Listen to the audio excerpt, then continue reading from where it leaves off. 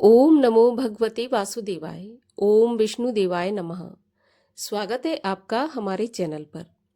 आज के इस वीडियो में हम आपको बताएंगे फाल्गुन मास की प्रथम एकादशी का व्रत किस दिन रखा जाएगा, किस नाम से ये एकादशी जानी जाती है, साथ ही एकादशी के नियम क्या होंगे और ये भी जानेंगे कि एकादशी तिथि कब आरंभ होगी, कब समाप्त होगी, व्रत कब रखा जाएगा और पारण का शुभ मुहूर्त क्या होगा। इस सब के बारे में हम आज के इस वीडियो में जानेंगे।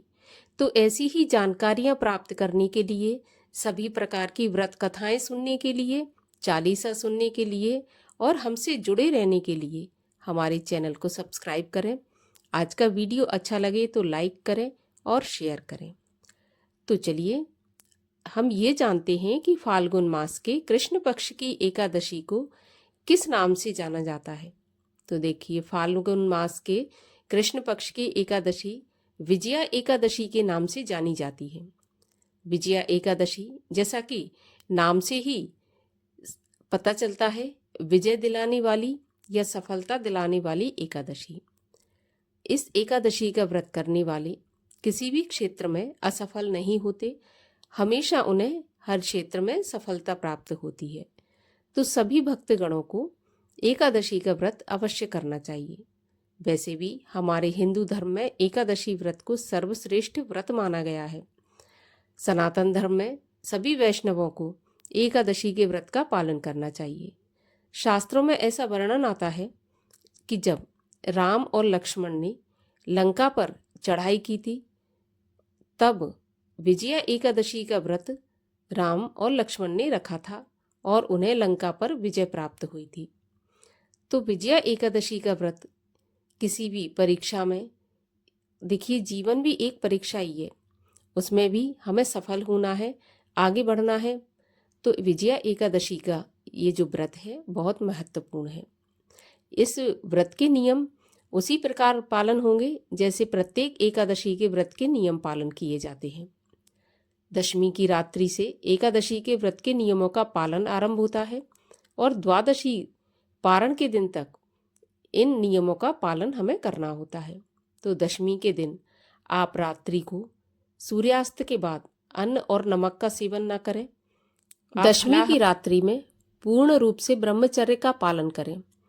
दशमी की रात्रि को ही आप अपने मुख की शुद्धि कर लें, क्योंकि एकादशी के दिन आपको व्रत रखते हुए आपको ना तो ब्रश करना है और ना ही आपको किसी पेड़, पत्ती या फिर टहनी को तोड़कर अपने दांत साफ करना है। तो आप दशमी की रात्रि में ही ब्रश कर लें और एकादशी को सुबह 12 बार कुल्ला करके अपना मुख शुद्ध करें।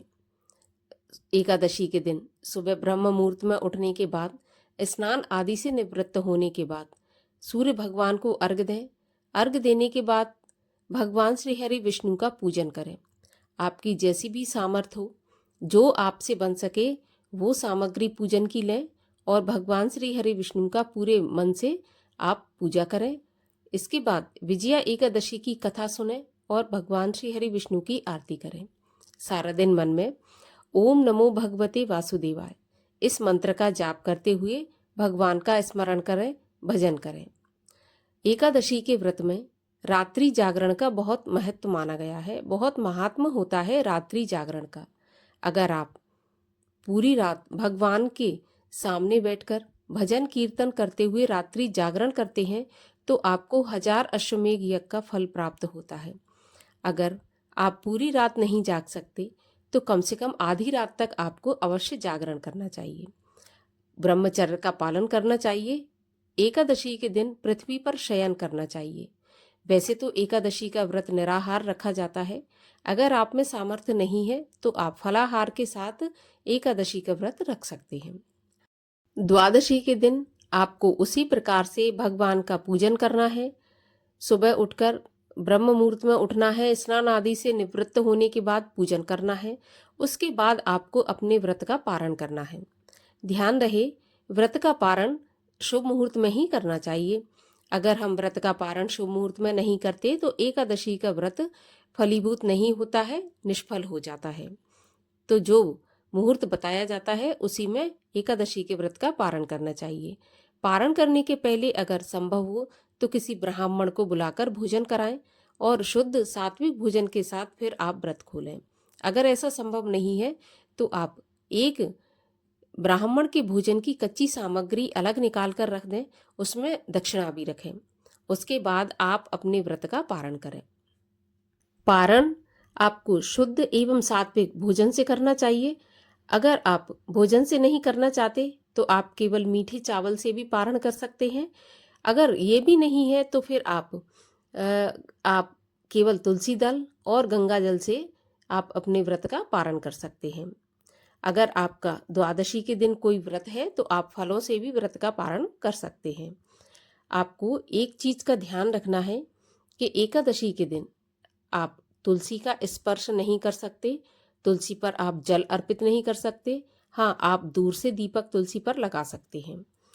इसके अलावा भगवान श्री हरि विष्णु को तुलसी बहुत अधिक प्रिय है, तो आप एकादशी के व्रत में भगवान श्री हरि विष्णु को तुलसी अवश्य अर्पित करें।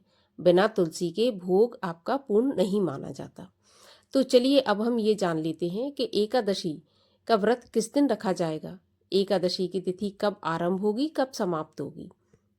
तो देखिए, एकादशी तिथि प्रारंभ होगी 23 फरवरी 2025 रविवार की दोपहर 1:55 पर और एकादशी तिथि समाप्त होगी 24 फरवरी 2025 सोमवार दोपहर 1:44 पर। तो उदया तिथि के अनुसार विजया एकादशी का व्रत 24 फरवरी सोमवार के दिन रखा जाएगा। सभी वैष्णव जन और गृहस्थ जन इसी दिन एकादशी के व्रत का पालन करेंगे। द्वादशी तिथि प्रारंभ होगी 24 फरवरी 2025 दोपहर 1:45 पर और द्वादशी तिथि समाप्त होगी 25 फरवरी 2025 दोपहर 12:47 पर। तो एकादशी के व्रत का पारण का जो शुभ मुहूर्त है वो रहेगा 25 फरवरी मंगलवार के दिन सुबह 6:50 से सुबह 9:08 तक। इस समय पर आपको अपने व्रत का पारण कर लेना है। तो उम्मीद करती हूँ जानकारी आपको अच्छी लगी होगी। अगर अच्छी लगी हो तो वीडियो को लाइक करें, शेयर करें और चैनल को सब्सक्राइब करें।